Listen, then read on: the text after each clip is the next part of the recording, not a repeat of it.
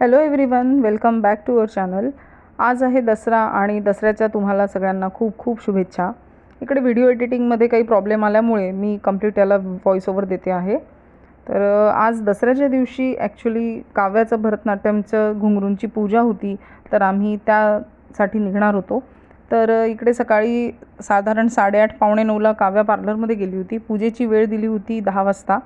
तर इकडे तमिळनाडूमध्ये घुंगरूला सलंगाई म्हणतात. तर विजयादशमीला प्रत्येक भरतनाट्यमचा हा जो ग्रुप असतो किंवा जे यांचे जे इन्स्टिट्यूट आहे शिकवणारे, ते विजयादशमीला ते घुंगरूंची पूजा करतात. तर त्याला सलंगाई पूजा म्हणतात. तर काव्याची तयारी होऊन गेली होती आणि हे गेले होते काव्याला घेऊन पार्लरमध्ये. मी घरचं मॅनेज केलं होतं आणि तिची तयारी होऊन ती मग मला घरी घ्यायला आले होते. तर सकाळी 8:30 पावणे 9ला गेलेली, 10 सव्वा 10ला आले आणि त्याच्यानंतर मग आम्ही मंदिरात गेलो.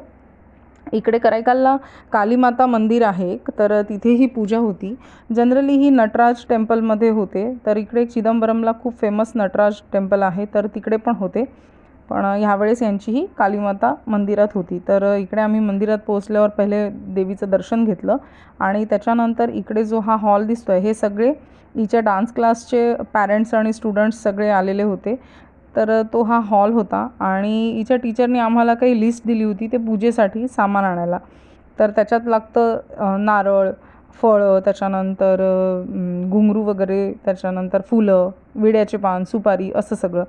तर इथे आमची खूप थोडीशी अशी हे उडाली धांदल, की आम्हाला तमिळ भाषेमुळे काही जास्त कळलं नव्हतं. तर आम्ही तसंच सगळं घेऊन आलो होतो आणि नंतर इकडे मग आलो, समोर ते दिलं काव्याजवळ आणि इकडे त्यांनी नटराजची पूजा केली, मुलींना आरती दिली आणि स्टेजवरची ह्या ज्या आहेत ह्या काव्याची टीचर आहे आणि समोर जे हजबंड वाईफ आहे ते त्यांचे सासू सासरे आहे. तर इकडे त्यांनी नटराजची पूजा केली, नंतर मुलींना आरती दिली आणि त्याच्यानंतर मग सासू सासऱ्यांची पाद्यपूजा केली. तर खूप छान अशी पूजा त्यांनी केली आणि सगळे तमिळ मंत्र वगैरे सगळं म्युझिक ते सगळं लावलेलं होतं. तर ते छान असं प्रसन्न वातावरण झालेलं होतं. आणि इकडे आम्हाला आल्यानंतर कळलं की पॅरेंट्सला पण स्टेजवर बोलवणार आहे आणि यांची ही घुंगरूंची पूजा करायची पद्धत पूर्ण वेगळी आहे, जी आम्ही पहिल्यांदा बघितली. आम्हाला काहीही कल्पना नव्हती आणि आमच्या परिचयात असं कोणी नव्हतं की आम्हाला सांगू शकेल. आणि 1-2 जण आहे, पण आम्ही विचारलं नाही. असं आम्हाला साधं वाटलं की हां, घुंगरूंची पूजा आहे म्हणजे स्टुडंटला आणि गुरुचं हे राहील म्हणून. तर आम्ही त्या अंदाजाने आलो होतो. तर इकडे त्यांनी आता अहेरसारखं दिलेलं आहे आणि त्याच्यानंतर मुलींना इकडे बसवलं होतं आणि जवळपास 35-40 जणींचं हे ह्यावेळेस पूजन होतं, सलंगाई पूजन. तर इथे त्यांनी एकेकाला स्टेजवर बोलवणं सुरू केलं.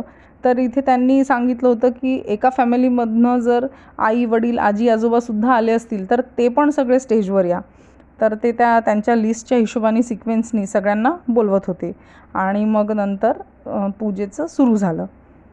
तर इकडे समायराव आणि आम्ही इकडे बसलेलो होतो मागच्या साईडला आणि आमचं ते ताट आमच्याच जवळ होतं आणि जेव्हा ते नाव घेणार होते तेव्हा आम्हाला मग तिकडे समोर जायचं होतं. तर इकडे आधी टीचर त्यांचे जे मुलींसाठी घुंगरू आणलेले आहेत ते त्यांना देत होती. तर ती जी फळांची आणि याची जी ताटली होती त्या ताटलीमध्ये ते ठेवत होते आणि त्याच्यानंतर मग त्यांनी पुढचं पूजेचं सुरू केलं होतं. तर आम्ही जेव्हा इकडे मागे बसलो होतो तेव्हा तर आम्ही फक्त ऑब्झर्व करत होतो, कारण आम्हाला दुरून काही ॲक्च्युअल काय पूजा करतात आहे ते काही दिसत नव्हतं. आणि त्याच्यानंतर मग आम्हाला आमची जेव्हा झाली पूजा तेव्हा कळलं की काय करतात आहे. तर इकडे काही जणांचे आजी आजोबा पण आलेले होते, तर त्यांनी स्टेजवर बोलवलं आणि या मुलींच्या हाताने आपल्या आईवडिलांची आजी आजोबांची पाद्यपूजा केली आणि त्याच्यानंतर मग बाकी पूजा. ही पद्धत मी पहिल्यांदाच बघितली. आपल्या नॉर्थ साईडला जे कथ्थक वगैरे शिकतात तर आय थिंक त्यांची अशी पाद्यपूजा वगैरे नाही होत, जेवढं मला माहिती आहे. तर इकडे त्यांची जी सासूबाई आहेत त्या पण सगळे मदत करत होत्या. त्यांचे सासरे सासू, त्यांचे मिस्टर मॅडमचे, तर ते पण छान इकडे हेल्प करत होते. ज्यांना काही कळलं नाही त्यांना सांगत पण होते.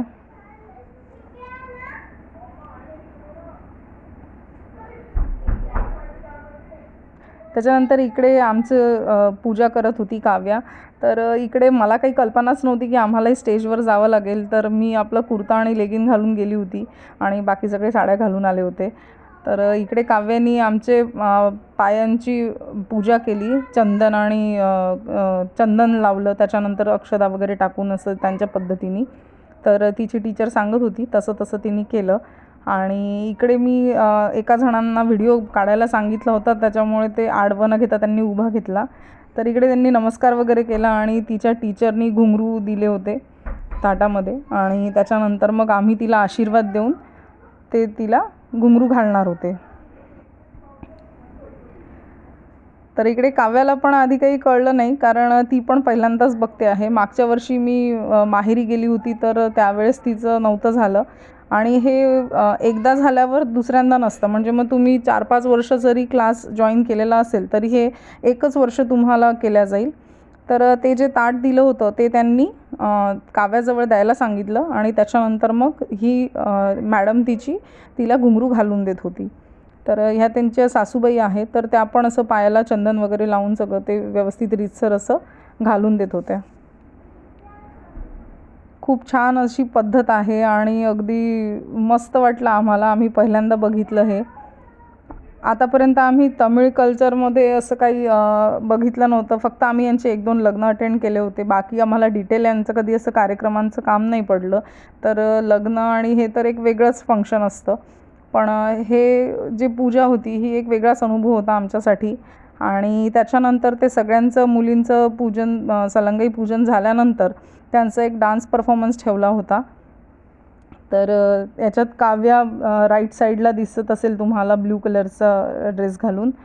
तर इकडे हे ॲक्च्युली गुरुदक्षिणा म्हणून त्यांच्याकडनंही डान्स परफॉर्मन्स होता. तर हा पण बराच वेळ चालला. एक 8-10 मिनटाचा होता हा परफॉर्मन्स आणि सगळ्या मुलींनी खूप छान केलं. इकडे ह्या सगळ्या एजच्या मुली होत्या, लहान मोठ्या. आणि बॅचेस ज्या असतात त्या वेगळ्या वेगळ्या असतात. पण जसं मी तुम्हाला सांगितलं की एकदा तुमचं सलंगाई पूजन झालं तर दुसऱ्यांदा ते नाही होत. तर अशा खूप मुली होत्या की ज्या हिच्या बॅचच्या होत्या, पण त्यांचं मागच्या वर्षी झालं होतं. म्हणून मग हे सगळ्या लहान मोठ्या सगळ्या मुलींचा हा एक ग्रुप होता आणि त्यांनी मग तो डान्स परफॉर्म केला.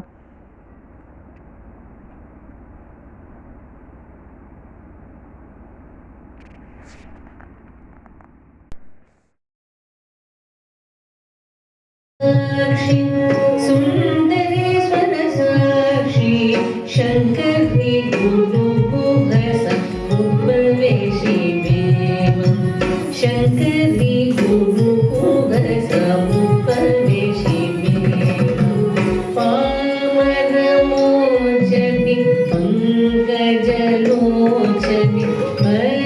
पद्मासनवाणी हरिलक्ष्मी विनुते शांभवी श्यामळे मीनाक्षी श्यामळे मीनाक्षी सुंदरेश्वर साक्षी शंकरी गुरु गुहसा उपवेशी देव शंकरी गुरु गुहसा उपवेशी देव पामरमोचनी पंकजलोचनी पद्मासनवाणी हरिलक्ष्मी विनुते शांभवी श्यामळे मीनाक्षी श्यामळे मीनाक्षी श्यामळे मीनाक्षी.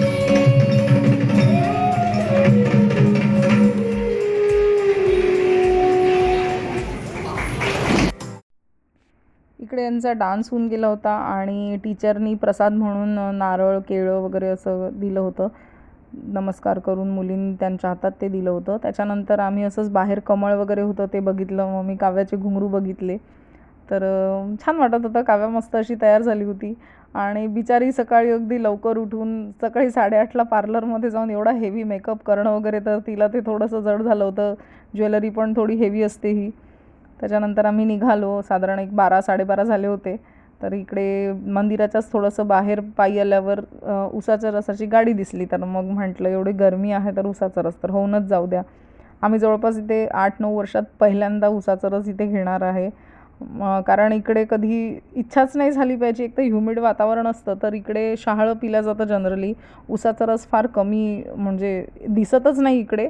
आता आता थोडंसं यायला लागलेलं आहे ऊसाचा रस, ऊस वगैरे इकडे. तर यावेळेस आम्ही पहिल्यांदा घेतला आणि खूप छान होता. त्याच्यानंतर आम्ही निघालो. निघाल्या आधी असं ठरलं डायरेक्ट घरी जाणार होतो. मग बसल्या बसल्या डोक्यात आलं की ही तयार आहेच, तर हिचं थोडंसं फोटोशूट करू.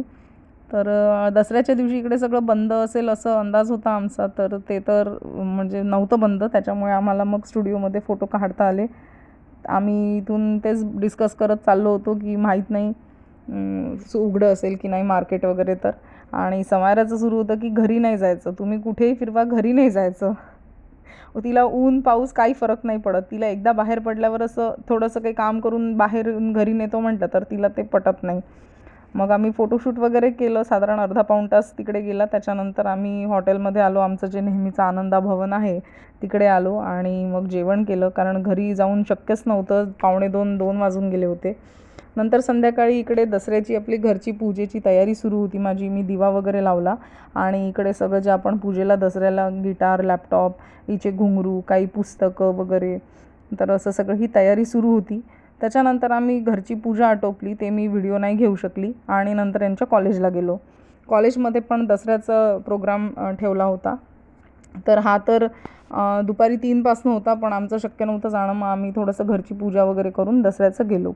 इकडे नॉर्थ इंडियासारखा दसरा सेलिब्रेट नाही होत, तर म्हणून मग आम्ही म्हटलं चला अगदी घरात बसण्यापेक्षा थोडंसं हा वातावरण वेगळं. तर इकडे सगळे स्टुडंट्स काही काही परफॉर्म करत होते. कोणी काय गाणे म्हटले, कोणी डान्स केले, अजून बरेच काही इकडे प्रोग्राम होते. तर ते झाल्यानंतर इकडे रावण दहन होतं आणि ते सगळं झालं. त्याच्यानंतर रावण दहन झाल्यानंतर आम्ही निघून गेलो आणि असं आम्ही दसरा आजचा दिवस सेलिब्रेट केला. तर तुम्ही पण सांगा की हा व्हिडिओ कसा वाटला. चॅनलवर नवीन असाल तर सबस्क्राईब करा प्लीज आणि व्हिडिओला लाईक करा. कमेंट करून सांगा नक्की की कसा वाटला व्हिडिओ आणि व्हिडिओला शेअर करा, चॅनलला शेअर करा आणि व्हिडिओ नक्की सांगा कसा वाटला. लवकरच भेटू एका नवीन व्हिडिओमध्ये आणि आता रेग्युलर व्लॉग्स आपल्या चॅनलवर येतीलच. तर इकडे मी हे काही फोटोज लावलेले आहे. व्हिडिओ तर व्यवस्थित आला नाही म्हणून मग मी इकडे फोटोज लावले.